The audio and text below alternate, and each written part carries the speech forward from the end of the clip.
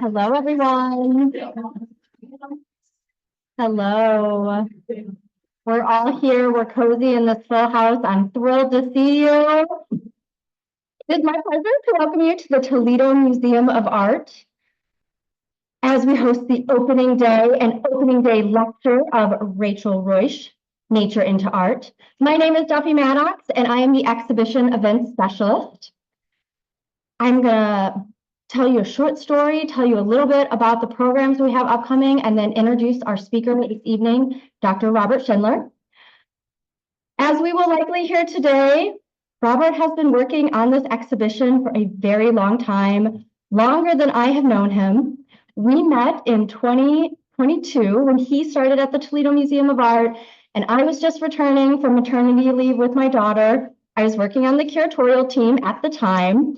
And almost immediately after he started putting like flowers, images of flowers all over his office. And people would poke their head in, like I'm talking like ceiling to wall flowers. And people would be like, who's the new curator? What are these flowers? Who is this artist? And it was so fun. It was really good memories for me back then. And I am sure we are going to have continued good memories as now those images of the flowers and the creepy crawlies and the birds and the fruit are off the walls in his office and now in the walls of our gallery. So the exhibition runs through the end of July. If you haven't seen it already, I invite you to head upstairs and view it. Between now and July, we have lots of fun programming happening that I'm very excited about. Next month, on May 16th, we have Ruysch in the Round, which is a partnership with the Toledo Performing Arts Alliance. And there will be music in the Great Gallery themed around Rachel Ruysch. And then after, you'll be able to go into the exhibition and field questions with the curatorial team on the works of art. We're excited for that. If you're a music lover, that one's for you. Then something more for the families and the kids. We have Bug Weekend, which is going to be June 14th and 15th. I wore my shawl that has bugs on it to celebrate. That's my favorite part of the exhibition. All the details of the little insects, and I love seeing them upstairs as well. So we are going to take over the museum with bug-themed programming during Father's Day. We have the Toledo Zoo coming out. We have Imagination Station, and our main event is the Bird's Eye View Circus. We'll be doing bug-themed performing, as well as bug-themed art activities around the museum. And then lastly, I'm very excited about a lecture we are hosting in this space on July 19th with one of the co-authors of the catalog. I imagine Robert will talk more about the catalog process and what it was like to work with her. The catalog, by the way, is gorgeous and on sale in the store. If you love the floral motif, I highly recommend it, as well as the other displays that are in the store for Rachel Ruysch. And the title of that lecture is From a Strange and Wondrous Place, The Paintings of Rachel Ruysch, Holland's Greatest Woman Artist. You can learn more about that lecture and all of our events at TMA on our website, the toledomuseum.org. So thank you for allowing me to share all that with you. I am going to lastly read Robert's brief bio before we get started. Robert Schindler earned his PhD in art history from the Free Museum in Berlin in 2010. He then held a 2-year postdoctoral fellowship at Columbia University. Following, Dr. Schindler worked at the Detroit Institute of Arts, the Metropolitan Museum of Art, and the Birmingham Museum of Art, before joining us at the Toledo Museum of Art in 2022. At TMA, he oversees the museum's acclaimed collection of European paintings, sculpture, decorative arts, as well as prints and drawings from the Middle Ages to the 20th century. And now I turn your attention over to the curator of the exhibition and our speaker this afternoon, Robert.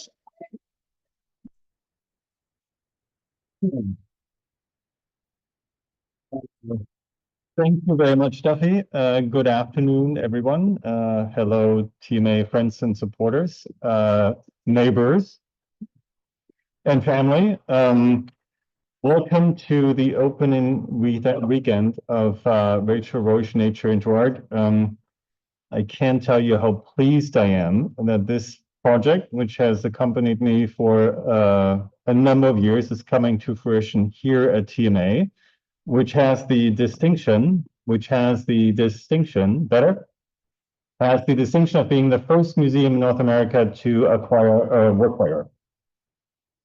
Ruysch is undoubtedly one of the great Dutch artists of the long 17th century, and certainly one of the premier flower still painters throughout European art history.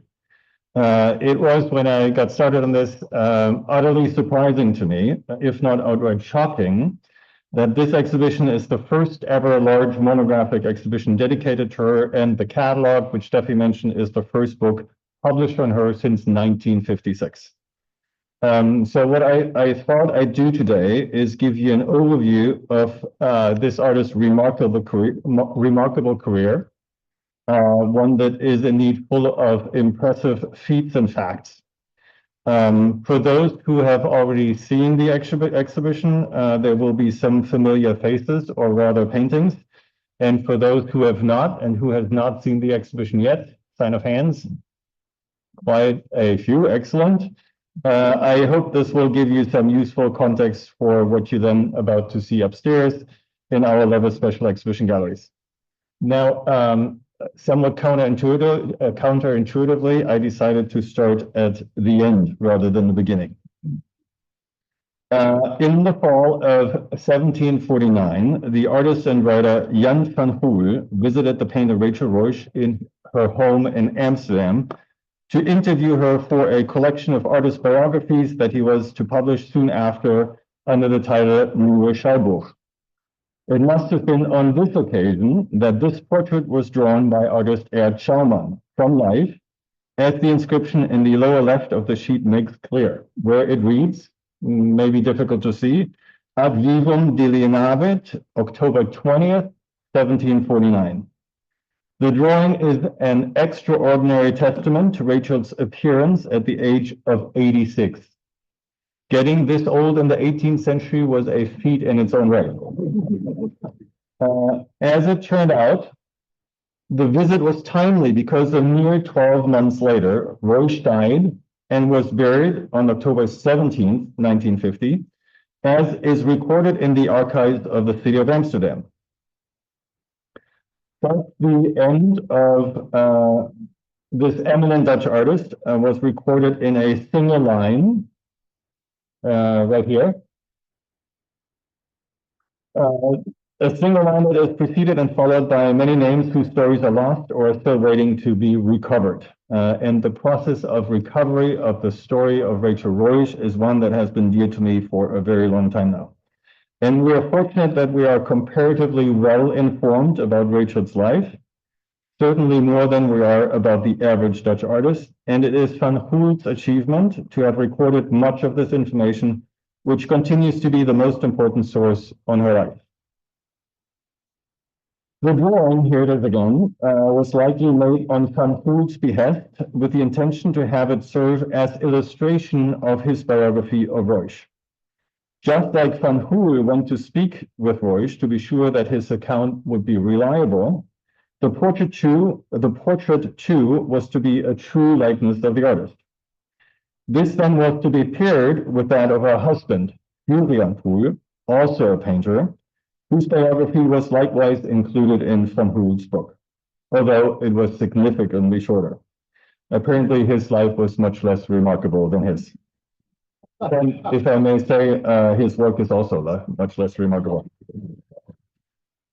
Here I'm showing you a second drawing that shows the initial idea for the double portrait designed for the book, the biography, the Schouwburg. Julian's likeness is likely based on this painting, a portrait of the Ruysch family painted by her husband, Julian Poole, from no less than 35 years earlier. I'll return to this painting a little bit later. Here it suffices to say that it shows a younger Rachel Ruysch sitting, her husband standing behind her, and their son, young Dylan, leaning against her.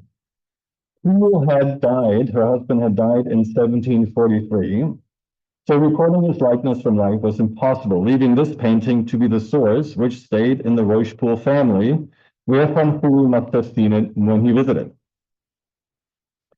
The solution, however, seems to have been unsatisfactory, as Van Hoel eventually opted not to use the image of the older Ruysch. Rather, he decided to show a younger Rachel Ruysch. This is the book, Van Hoel's biography, open to the page, that includes the double portrait only in a mirror image, as one would expect for a print made after a drawing or some other model. I believe the source for her portrait, her final portrait in this biography, to also be the family portrait on the left of 35 years earlier, even if the facial features are slightly different. The hair, necklace, and dress are strikingly similar. As Van Hoel describes in the opening lines of her biography, which you can see here on the left, Rachel was the daughter of Frederick Ruysch, who was a highly important and influential figure in the Amsterdam scholarly community. He held a number of important posts, including chief instructor of the surgeons and midwives in Amsterdam, professor of anatomy at the Atheneum Illustre, which later became the University of Amsterdam, and professor of botany at the Amsterdam Botanical Garden. He was and is perhaps best known for his vast collection of anatomical, zoological, and botanical specimens, which he exhibited in his house at the Bloemgracht in Amsterdam. Her mother was Maria Post, who came from an important family from The Hague, who counted among her relations an important architect, Peter Post, who was involved in the building of the residence for Johan Maurits in The Hague, today the museum the Mauritshuis, perhaps some of you have been there, as well as the painter Frans Post, who traveled with Johan Maurits to South America when he was appointed governor of the Dutch colonized territory in what is today Brazil. Frederick's claim to fame, however, was the invention of a technique of wax-based injections that enabled him to visualize minute blood vessels and made preparations of fetuses and infants, etc., that appear extremely lifelike. And I'm not showing any of these.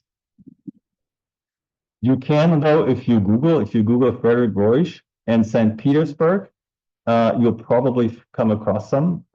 You just have to sort of emotionally prepare yourself for seeing very lifelike looking dead body parts in jars in liquid. The frontispiece to a book that Frederick Ruysch published in 1710, essentially a catalog of the contents of one of the cabinets that included mainly his animal specimens, shows an idealized view into the display of his collection.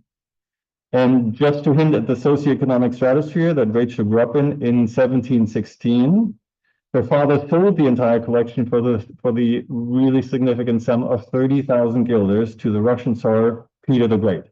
Hence, it's in St. Petersburg today. And as I mentioned, quite a bit of it can still be seen there. To summarize, Rachel grew up in a highly learned, privileged, and well-off environment with close contacts to artistic circles, as well as the Amsterdam scientific community. This combination, as we shall see, would be of critical importance to her.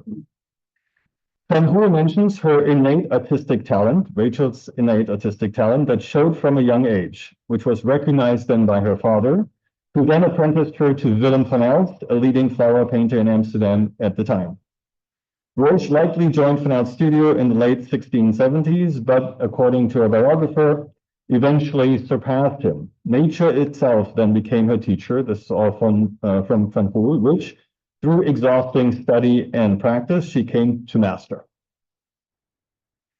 This is the first signed and dated painting by Rachel. She would have been 17 or 18 years old.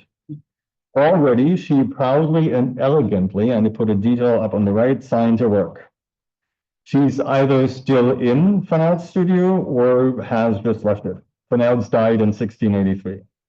He too signed his paintings frequently with an elaborate curvy signature, which Rachel seems to emulate as if to proclaim that even at this very early stage in her career, she is already her teacher's equal.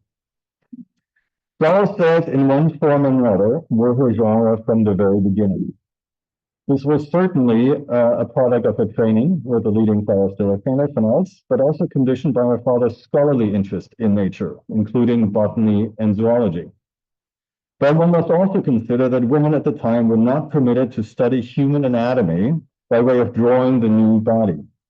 Think of live drawing classes. which would have given them the necessary skills to engage genres that requires the depiction of people, such as historical, mythological, and biblical scenes. In the first years of her career, we find Ruysch experimenting with different types of flower still lifes. A hanging bouquet in a niche, as we've just seen, garlands, flowers in a vase, root on a ledge, nosegays, all types of flower still life produced by her teacher. In the interest of time, I will show you only this early bouquet by Rachel on the left and juxtapose it with a painting by her teacher, Van Elst, and this very pair you will find also in the exhibition upstairs. Besides Van Elst, one other important artist is Otto Masus van Schriek, another Amsterdam-based painter, who was an important reference point for Rachel in the earlier part of the 1680s. He's credited with inventing the so-called four-floor still life, of which you see an example here. Ruysch was clearly familiar with this very work, as she painted a version of it here, no, the other way around. So Matus van Schriek on the left and then Rachel on the right. It takes only a moment really to notice which motifs carry over and where she introduced changes. In the span of just a few years, she paints a small number of works based on Van Schriek, all featuring the characteristic single central large plant surrounded by flowers, insects, reptiles, and amphibians. Now, Van Schriek was also the inspiration for some technical aspects of her work. He's credited with being the first to paste actual butterfly wings onto the surface of his paintings. In fact, her earliest signed and dated painting, which I showed you a moment ago and show you again now here, is such an example. The image of the painting is in its clean state, so varnish removed, overpainting removed. That shows that the paint layers are overall actually in really good condition, with the exception of the unfortunate tear at the top. The butterflies, however, I'm showing you details on the right, show highly localized surface wear. Cleaning solvents historically used in painting conservation would have easily abraded these delicate surfaces, revealing the light ground underneath, which would explain the isolated damage and whitish appearance now. However, under the microscope, one can sometimes still see the structures of these wings. So Ruysch, at this early stage of her career, was looking closely at Van Schriek's work, not just in terms of subject matter and composition, but also in terms of, in this case, technical innovation. Around mid-decade, her focus shifts towards a related but different type of composition and a different group of artists. Ruysch knew de Heem's masterpiece today in the Liechtenstein Printley collections here on the left. Her painting in Rochester is a rather truthful copy of the right side of de Heem's painting. Apparently, Ruysch was not interested in the vista on the left with the pond and the bridge and the view into the background. In fact, she rarely ever painted views into the distance. This just seems like it was something that she was not interested in. This, however, this painting was quite influential because she painted no less than 3 versions of it. So on the left, the painting we just saw, and then 2 others. These 2 other paintings, the one in the middle and the one on the right, are more or less copies of de Heem's painting. The one on the right, however, so the one in the middle is a fairly truthful copy still. You see the boulder and the tree and the arrangement of flowers around it, very much like in the example on the left from Rochester. The painting on the right, however, while clearly generally the same composition, boulder with tree trunk and flowers by a pond, is completely different in almost every single motif. One is tempted to read these 3 paintings as a process, perhaps not a linear process, but a process nonetheless of distancing herself from de Heem's model to find a solution more in line with her own artistic preferences. First and foremost, she eliminated the landscape on the left and generally de-emphasized the background. Then she played with the selection and placement of flowers, and eventually reworked the scene entirely, although she kept still the idea of boulder on mossy ground with tree trunk and flowers. Unfortunately, it doesn't quite work like that. The painting on the right is dated 1685 and therefore predates the Rochester painting on the left. This beautiful, progressive line of reliance on model and then moving to something that she designed herself doesn't seem to work with this kind of dating. So the relationship between these three, although we have, and not just me, but many of my scholarly colleagues have spent a lot of time thinking about, it continues to puzzle us. Now, at this very moment, in the mid-1680s, we can also first grasp Rachel's younger sister, Anna. And there are many things that puzzle us about her here as well. Only about a dozen or so paintings that we know are by Anna, or that we believe were painted by Anna, appeared to survive. She was only 2 years younger than Rachel, clearly talented, and very likely, directly or indirectly, also trained by Willem van Elst. Both specialized in flower still lifes, but research on Anna's work is very much still in its infancy. But we can certainly make a few preliminary observations, particularly with regard to the relationship between the two. This is, however, the only signed and dated painting by her, which is from 1685, as you can see on the right. It is largely a copy after a painting by Rachel that is today in Würzburg. Anna's painting introduces a number of small but noteworthy changes. Particularly, she introduces more blue and pink and red into the composition. She moved the yellow sunflower up a little to show a hyacinth behind. Now the sunflower, however, no longer touches the white and pink rose underneath.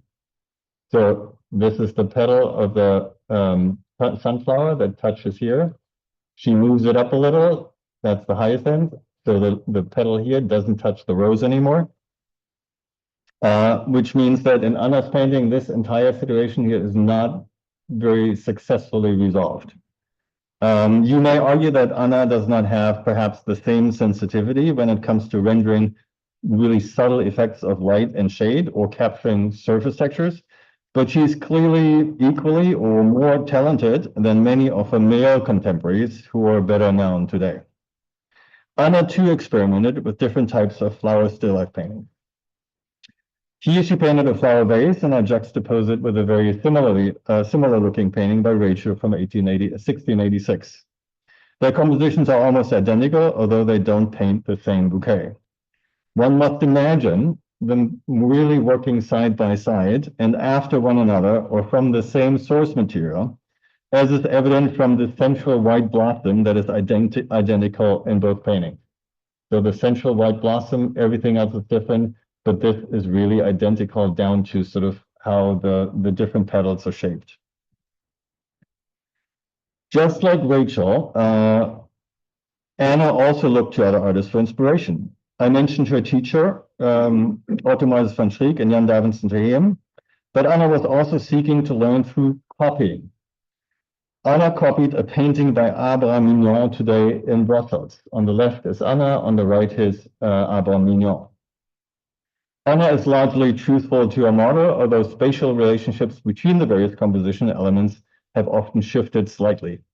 For instance, how this is coming down here, and then it's just shifted over to the left just a little bit.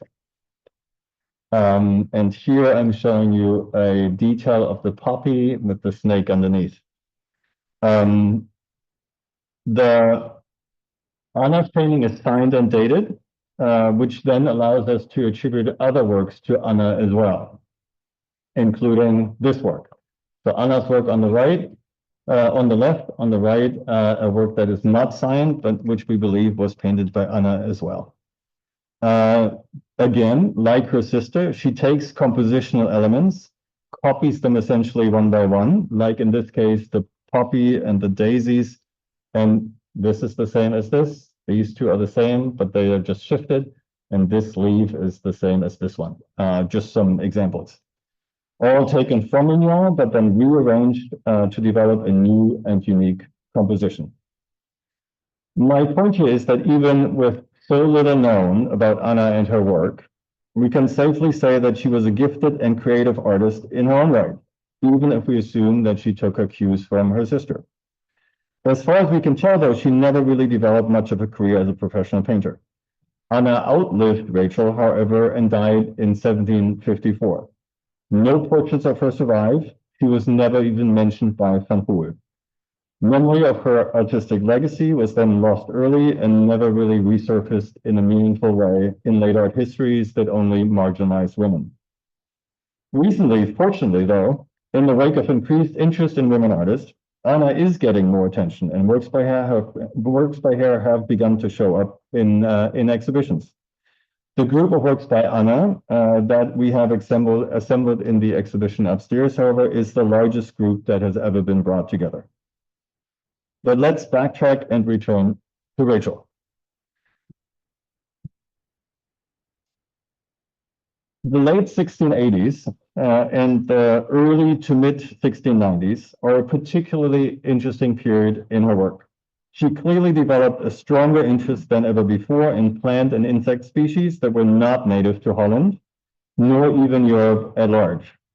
In the wake of Dutch global exploration, trade, as well as exploitation and colonization, large amounts of objects, plants, animals, etc., were coming into Europe and expanded greatly Europeans' knowledge about the natural world.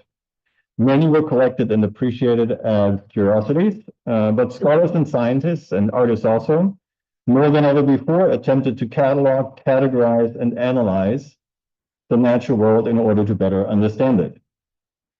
This painting from about 1686 is a case in point. Rachel is still working through the Heem's idiom again with the forest floor with the tree trunk surrounded by flowers. But here, crawling up the tree on the upper right is a massive Hercules beetle, which is native to the rainforests of Central and South America. The male is the longest extant beetle and one of the largest flying insects in the world. It's not the only species with a non-European origin. The passion flower is native to the Americas and also occurs in Asia, but has been introduced as a decorative flower with edible fruit more widely today. Or the American bullfrog, which, as the name gives it away, is native to North America, and apparently this is edible too, although I'm not sure about that. And then the bullfrog is also today, it occurs in various places, but then it's actually considered an invasive species. In the interest of time, in this context, I'll just briefly point to the Amsterdam Botanical Garden, which had at the time a vast collection of native and non-native plants, and which was a critical resource for both scholars and artists. And Rachel was surely intimately aware of its collection, not the least because her father, as I mentioned early on, was a director of the garden. This gave her not only first-hand access when she intended to paint a given species, but also easy access to knowledge about them, their medicinal, olfactory, nutritional, and occasionally poisonous properties.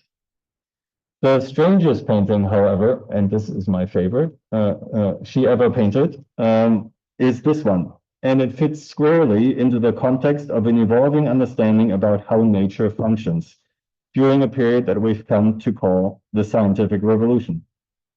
It is signed and dated 1690 in the lower right. The composition idea is again based on previous examples showing a tree trunk in a dark forestry setting. Here, however, the plants and flowers were replaced with a toad, a Suriname toad to be precise. The scientific name is just as cute as the animal itself, although I admit some might disagree here, as it is called Pipa Pipa. This animal was first introduced to Europe in the late 17th century and immediately fascinated scholars and collectors alike. What is so unusual about this species is how it reproduces.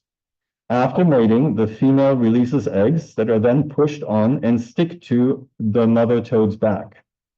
Skin layers then grow over them and form small pockets. And in these pockets, the eggs then develop until the little toadlets hatch and then emerge from their mother's back as fully formed, although very small little toads.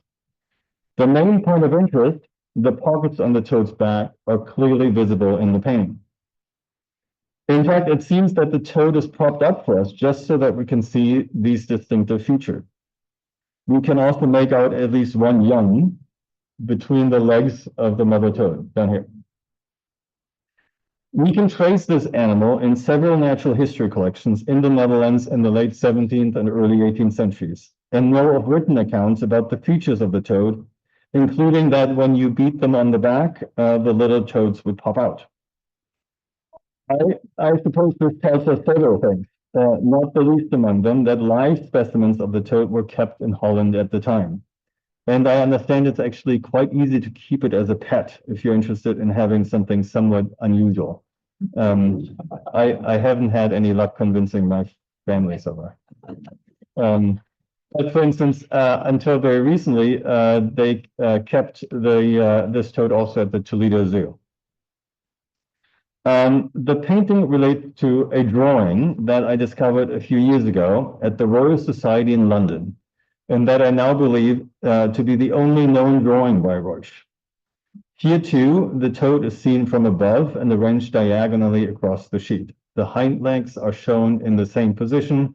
The proportions of body and head, the pimpled skin of the legs, the pocketed back, even the indentation of the webbing between digits on the right and left legs, etc., are all the same, but shown in a mix of being mirror image and then turn 90 degrees, but clearly both relate to one another. The drawing illustrates a letter written in Latin and describing the physical features of the toad, which was sent to the Royal Society sometime late in 1689. The Royal Society is one of the oldest scientific organizations founded in 1660 and corresponded with scholars throughout Europe. Letters sent to the Royal Society would be read at their regular convenings, and so the letter and this drawing are today kept in a volume containing such letters. It appears that Ruysch was asked to provide the drawing to be attached to the letter and then later made the painting. I believe the letter was sent by Nicholas Witsen, an important collector of Naturalia, mayor of Amsterdam, and brother of Jonas Witsen, who surely not coincidentally owned plantations in Suriname. Perhaps the painting was done for Nicholas Witsen as well then, although I can only speculate. In any case, the drawing is monogrammed in the lower right RR in a ductus that is quite similar to how she would write the letter R in signatures on her paintings, including this one of the toad itself. Her father, Frederick Ruysch, owned at least 2 of these toads. He included an illustration of the Suriname toad in his Thesaurus Animalum Primus, a catalog of his collection of animal specimens first published in 1710. One of them has been dissected on the back in an attempt to locate the uterus, as Frederick and others were trying to figure out how this toad reproduced. Apparently, the toad was of such importance to Ruysch, and this is indicative of a much broader fascination, that he also chose to include it prominently in the frontispiece of his book. Here, time hands nature an overflowing cornucopia that symbolizes nature's abundance and diversity. Nature is then ordered in and understood through Ruysch's collection, pictured here in the background. Below nature, on the ground, essentially sort of between her feet, lie a number of drawers with butterflies mounted in them, as well as glass jars containing unrecognizable specimens. On the left, however, is none other than the Suriname toad with the characteristic pocket marks on his back. Reproduction in the late 17th century, one would have called a generation, was much discussed in Ruysch circles and in fact far beyond. At a time when reproductive processes in animals and in humans were poorly understood, the Suriname toad generated an extraordinary amount of interest. Ruysch's painting and drawing are a direct outcome of this.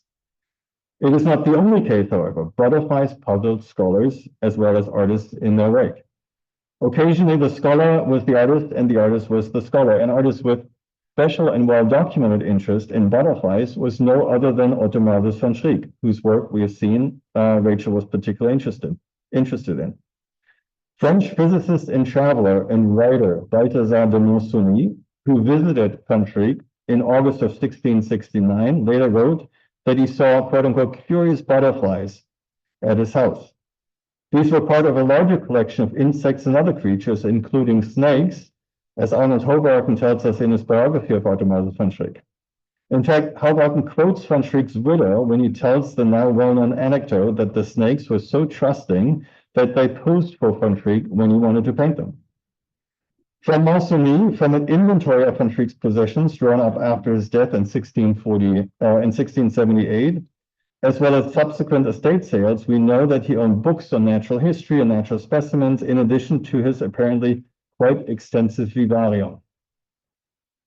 Von Schriek assumed an important role, both within the artistic and the scientific communities of his day.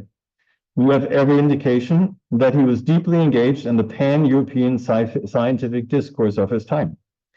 Von Schriek's forest floors, I showed you examples early on that Rachel was also interested in and made this one copy, have more recently been convincingly situated at the intersection of art and science, and especially the question of generation, we say now reproduction. This question was hotly debated between Italy and England, but especially in the Netherlands during the 17th century. At stake was nothing less than the question of the origin of life. According to a highly influential tradition going back to antiquity, snakes, toads, insects, mice, reptiles, worms, snails, and many other species belong to a category of lower life forms that emerged from non-living matter. The belief was that they generated spontaneously through an interaction between moisture, heat, and inanimate material, decaying organic matter like rotting flesh or composting undergrowth, such as one would find on the forest floor. Butterflies were particularly mysterious in this regard and consequently of particular interest because of their complex developmental process from egg to caterpillar to pupa to butterfly, what we today call metamorphosis. Previously, this had not been understood as one life cycle, but rather the death of the caterpillar and its resurrection as a butterfly. A complex web of quote-unquote international, often competing scholars worked on this intriguing question. One milestone was the publication of the Historia Insectorum Generalis, the general history of insects, by Dutch scholar Jan Swammerdam in 1669, in which he presented a highly innovative description of the generation of insects and other animals. He now claimed that all life obeyed the same rules. Swammerdam mentions that it was no other than Otto Masus von Schriek, who shared with him the observation that flies evolving from caterpillars do so only when eggs had previously been deposited in them. Observation and systematic experimentation were two central new modes of inquiry during the scientific revolution. Von Schriek's recognition was likely a result of both, and most likely facilitated by the new of instruments for scientific study as well, like the microscope. Its use was not limited to scientists, quote unquote. We know von Schriek owned one too. The observation attributed to von Schriek by Swammerdam and others like it were an important step towards proving that organisms could in fact not develop out of decaying matter. What scholars gradually came to understand in the 1660s, 70s, and 80s is that species are distinct groups of organisms which breed true. That is, which breed true, it has like breeds like. So same species results in same species. I think we have good reason to situate Ruysch in this context as well. The intersection of still life painting, natural history, and an emerging new science based on observation, experimentation, and especially the vexing question of generation. In other words, we should look at her work, or at least some of her work, not only as a documentation of the riches of the natural world, but also in the context of fundamental questions and new insights about it. A recently discovered portrait of Ruysch in her studio from 1692 is not only a marker of Ruysch's esteem at this moment in her career, but it also offers insight into her practice and the relationship between nature and art. It shows her at work, holding a palette and brush in one hand, and with the other placing a flower in a vase on the table next to her. Before her are small containers holding paints or pigments and more brushes. Behind her stands an easel with the blank canvas on it. Ruysch appears to be in the final stages of arranging a bouquet and will soon begin painting. Books or albums with color prints or drawings, as well as a loose sheet of blue paper showing a fruit on a vine on a ledge, lie on a ledge in front of her. A rose branch with a large blossom and bud hangs precariously over the edge with an admiral butterfly sitting on it. The topmost book, open here, shows an inscription on the left that is the key to identifying Ruysch as the sitter. And you can sort of barely make it out here. That is the key to identifying Ruysch as the sitter and the artist who painted the portrait. It reads, "Behold how Rachel Ruysch's brush shines when Musha's hand paints her afterlife." Her brush actually shines literally in this painting, as we believe Rachel herself added the bouquet on the table to the painting. The portrait is then, in fact, a collaboration between the artist, Michiel van Muscha, and who was a portrait specialist, and Rachel Ruysch, the flower still specialist. On the top right in this open book, here's the inscription, and I'm drawing your attention to this sheet right here. We can recognize the depiction of a morning glory. This drawing actually survives in the collection of the Herzog Anton Ulrich Museum in Braunschweig, Germany. It is signed by Hermann Henstenburg, a painter and draftsman active in and around Amsterdam in the 1680s and 90s, who was especially known for his botanical drawings. And if you put the two side by side, I think it's quite easily recognizable that they are indeed the very same. Ruysch therefore used nature itself, the bouquet above, as well as drawings. We would expect she made drawings herself too, although none except for the toad seem to survive, but also drawings by other artists as source material. The painting is not only a wonderful document of Rachel's likeness relatively early in her career, but it also speaks to her clearly increasing reputation as an artist, and she is clearly positioned as a specialist painter, a painter of flower still lifes. In the end, the painting is both a document of her appearance, one that speaks to her working practice involving the close study of nature, but also a statement of ambition. She's about 27 years old at the time that this portrait is painted. The following year, on August 12, 1693, Ruysch married fellow artist Julian Pohl. I'm showing you the registration of their forthcoming marriage, which is signed by both. Over here, Julian Pohl and Rachel Ruysch. Between May of 1695 and August of 1706, the couple had 9 children. Their first child was likely stillborn, and the last child, a boy, followed in July of 1711. We actually saw him in the family portrait before. And when Jan Willem was born, the last child, Rachel was already 47 years old.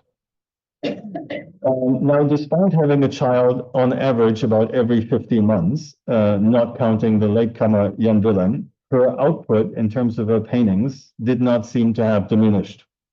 On the contrary, the next major milestone in her career falls squarely within this period.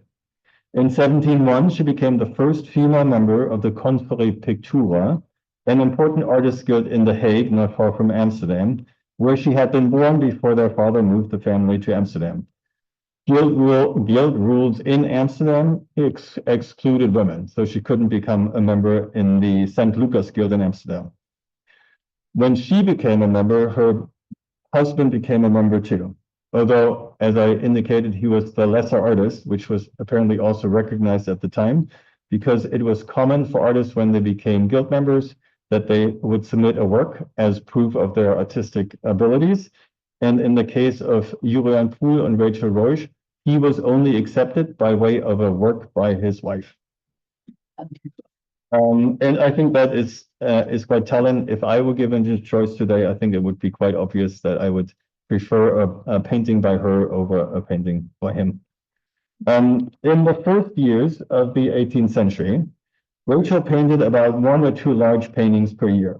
She only painted bouquets, flowers, and vases at this point, and her compositions become increasingly complex, refined, and ambitious. I'm showing you only 2 roughly to scale. The earlier one from 1700 today at the Malazoi, and in a later one from 1707. There are 11 paintings from the years between 1701 and 1707.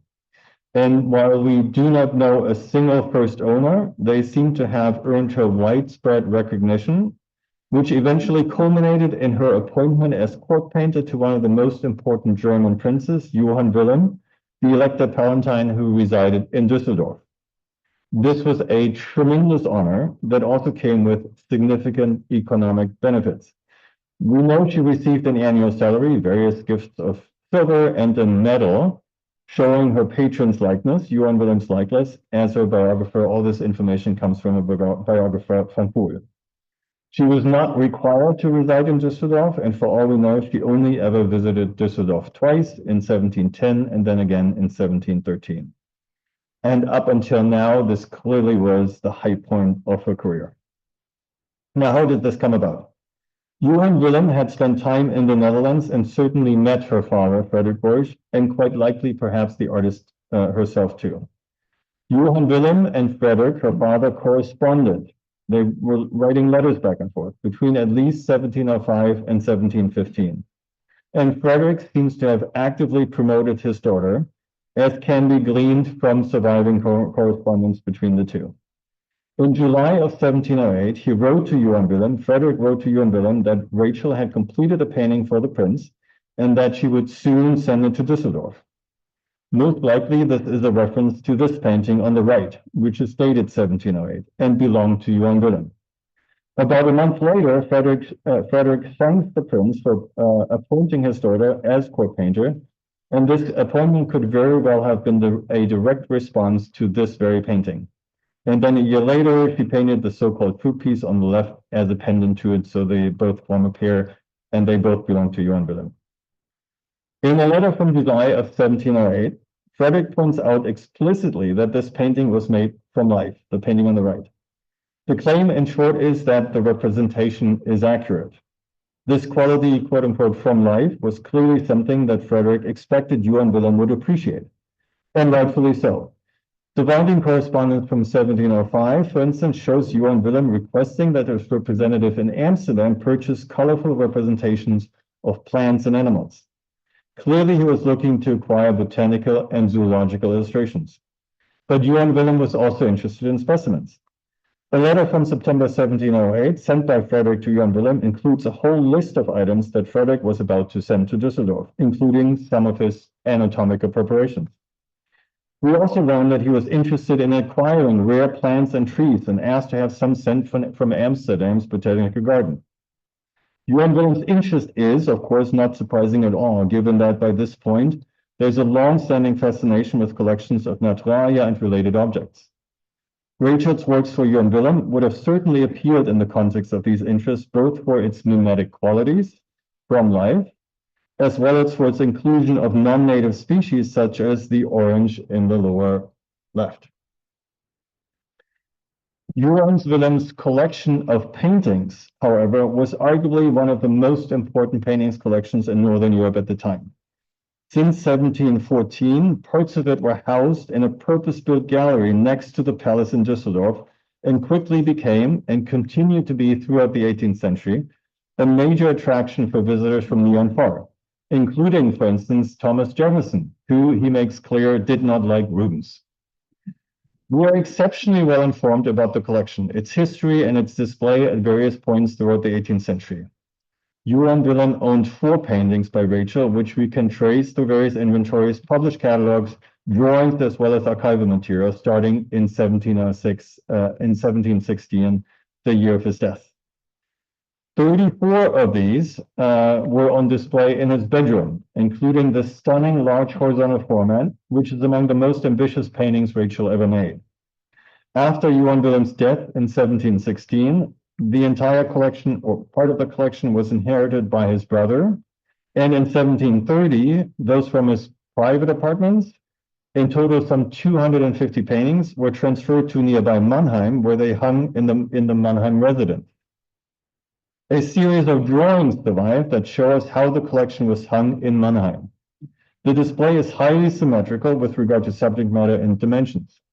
No concern is given to a separation according to different schools of painting or period. The one drawing I'm showing you here makes, I think, clear the esteem in which Ruysch was held. On this wall, Rachel's large 1714 painting takes center stage in this wall arrangement. Returning to the family portrait, which you saw earlier. This portrait indeed marks the end of Rachel's 8 year in Johann Willem's service. As I mentioned, it was destined for Düsseldorf, but he died before he ever got to see it.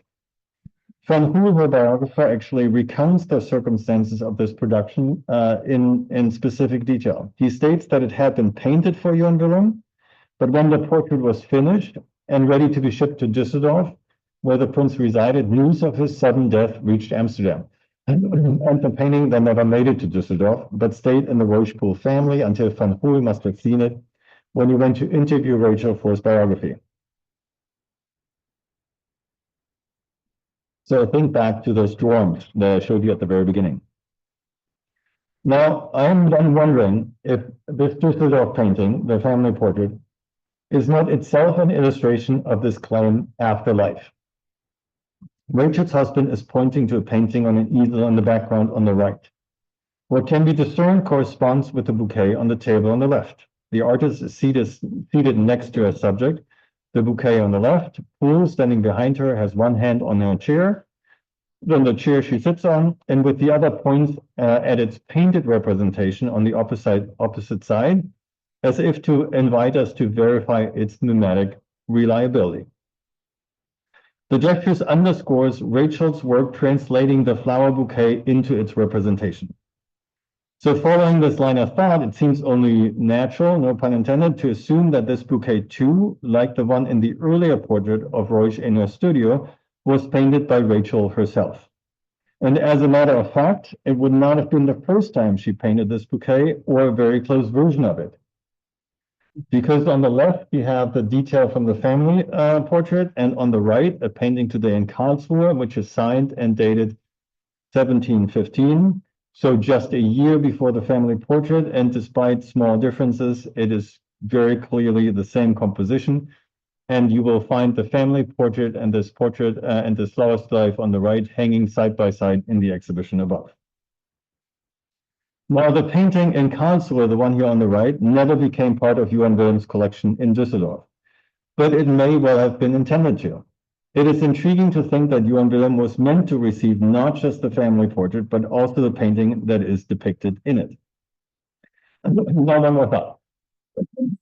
The family portrait appears to be celebrating Ruysch first and foremost. She is the one who's seated with her husband standing behind her, and her son is looking up at her. However, the painting, the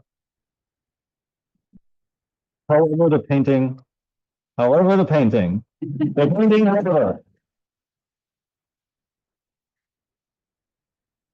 do I need to do something? I didn't push any buttons.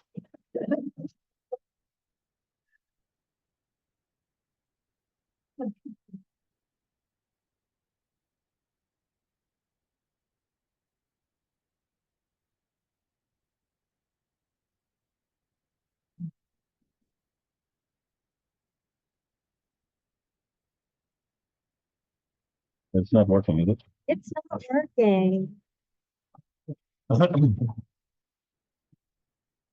Is Marley still here?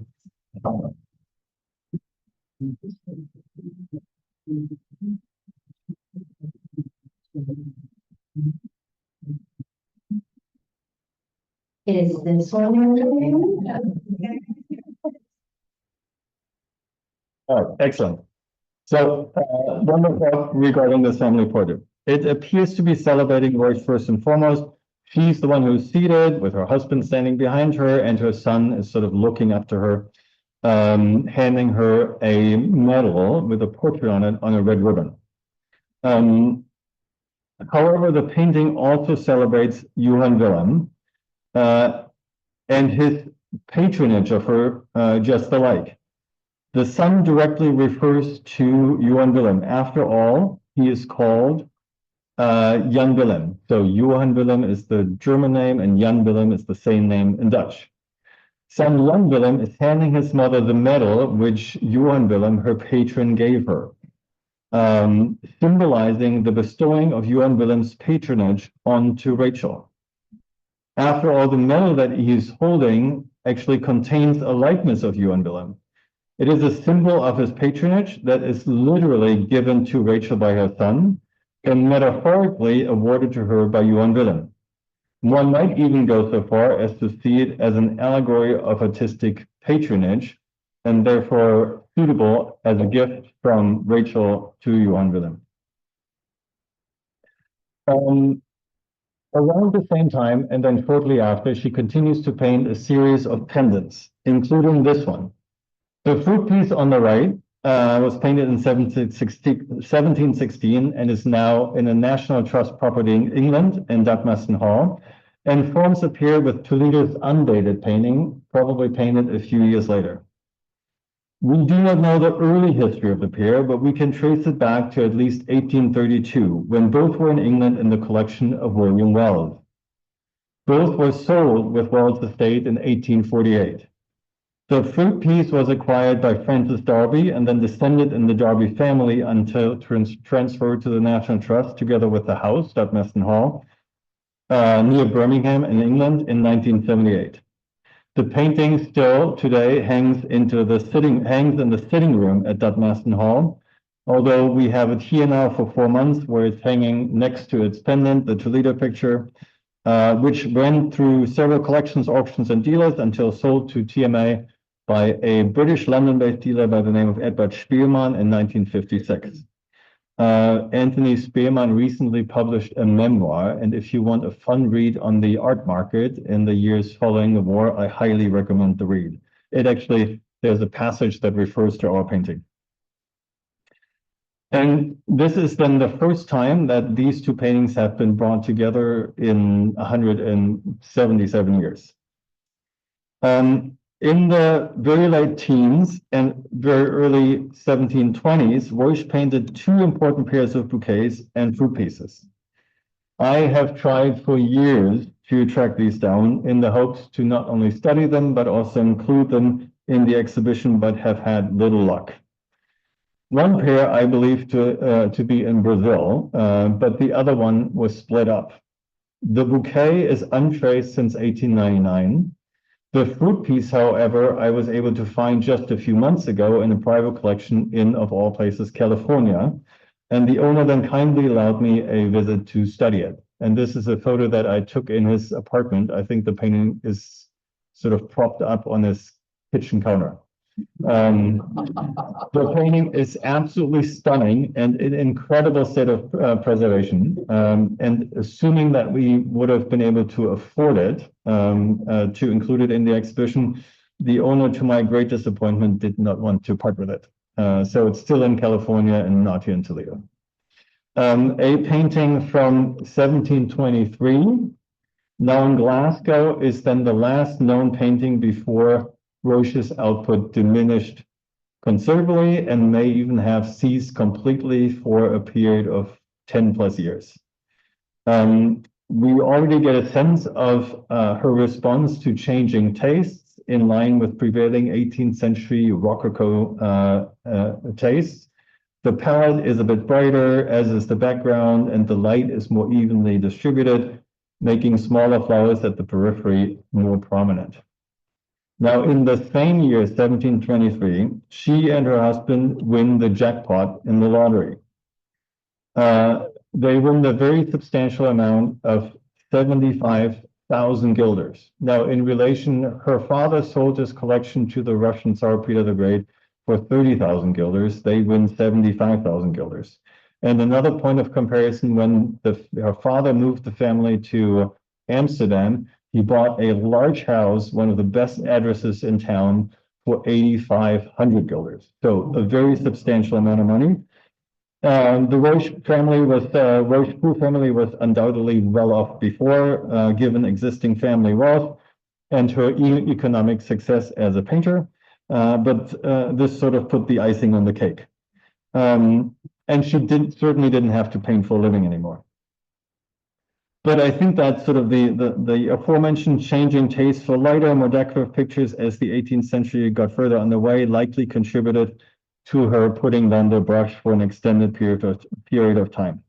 And indeed, no dated paintings exist between 1723 and then the mid-1730s. In 1735, however, she painted her last truly major, ambitious, and large painting. And it is also one of her paintings with extraordinary species diversity. It contains no less than 36 different plant species, including many that were not native to Europe.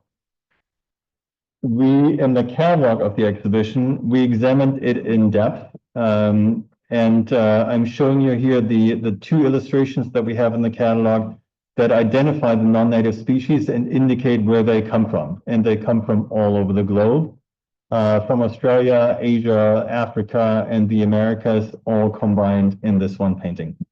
And this then is also sort of her most obvious attempt to adapt to changing tastes in favor of more decorative works.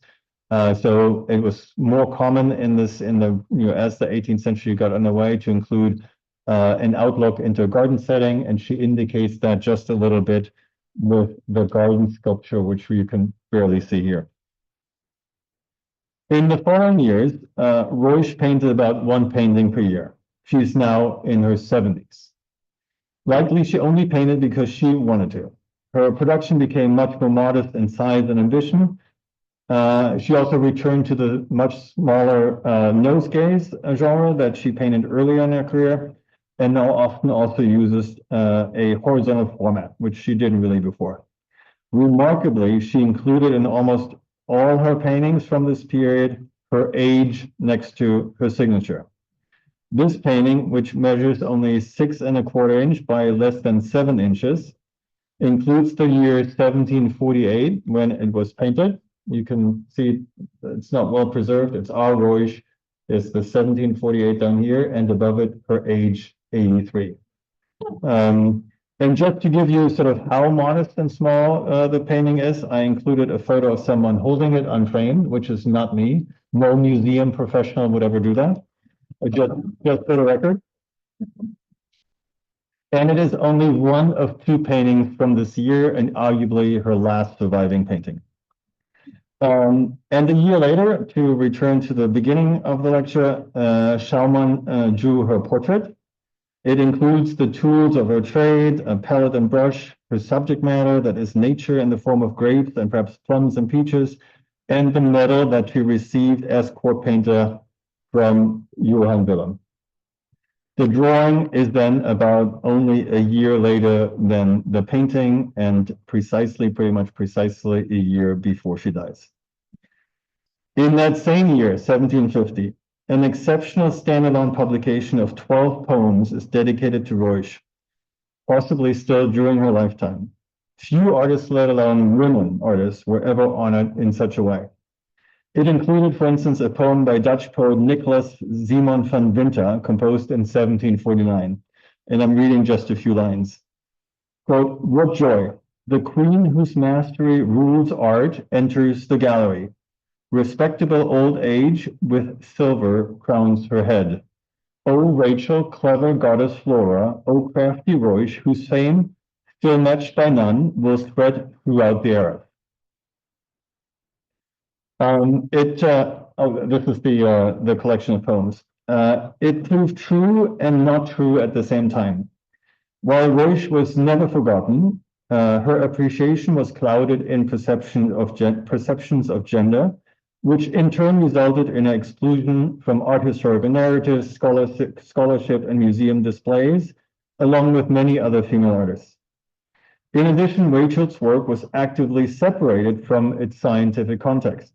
Where the arts and sciences were deeply interconnected since the Renaissance, the 18th and 19th centuries saw an increasing separation between different disciplines. What made things worse is that science became increasingly conceived in gender terms.